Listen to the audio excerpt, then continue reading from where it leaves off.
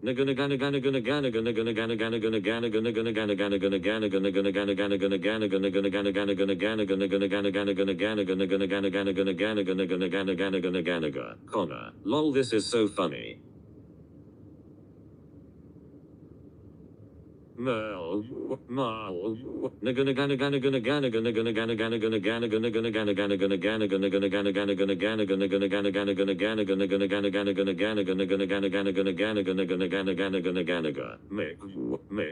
it could be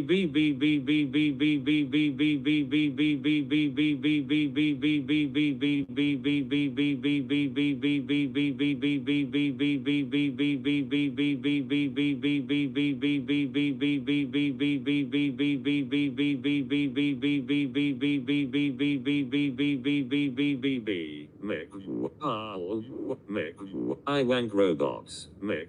Carl. Gal.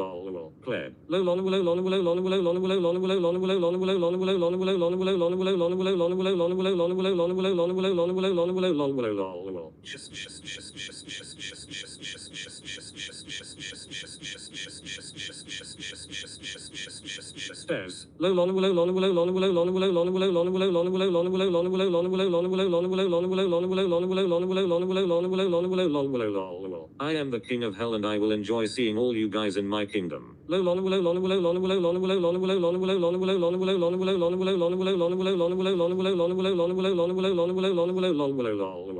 Callum's cornerers live they spam a word that sounds like the N-word but it isn't the N-word lol, it sounds the same and he gets banned lol.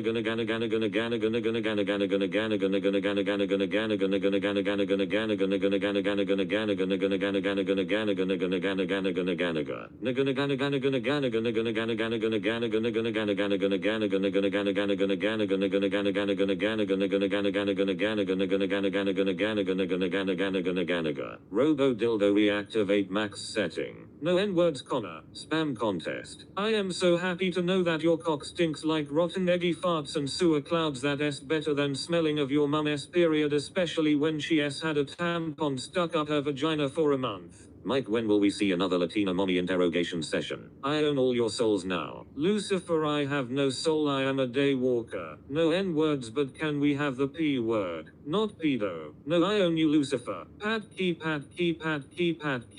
Lumeo Taba. The word of the day is corruption. This just sounds retarded. You can T-own my soul simply because I don't have one to own. Tab is right. Capital N. Hell will see me and go nah next. Why am I unbanned? I wank robot male chicken. Oops, sorry, I farted 4 times. Jizz in my robot face. Do you guys only give me 10-second timeouts or what? Found it eternal. Which is it lol? Hell hath no fury like a woman scorned. Watch out when the beast has been betrayed. Had to go to Ham's page for the lyrics. Sulfur farts. Sulfur farts. Ha ha ha ha ha. Farty ham.